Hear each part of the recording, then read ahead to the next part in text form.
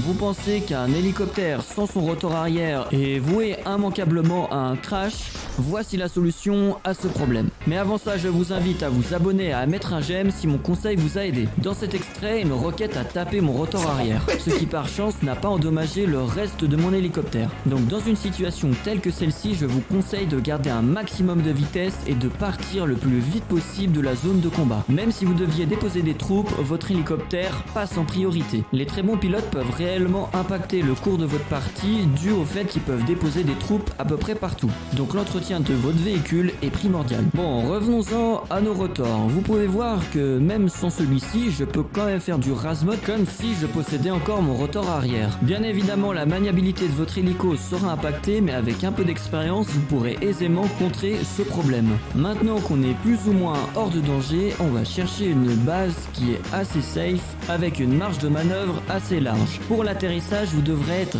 rapide. Je suis rapide. Car votre hélico va vite partir en vrille. Donc choisissez bien l'endroit où vous allez atterrir. Dans cet exemple, j'ai pris l'hélipad de ma base comme point de repère. Je commence ma manœuvre tout en baissant drastiquement mon altitude. Vous allez immanquablement perdre de la vitesse, mais vous serez quasiment posé quand votre hélicoptère va commencer à faire des tours sur lui-même.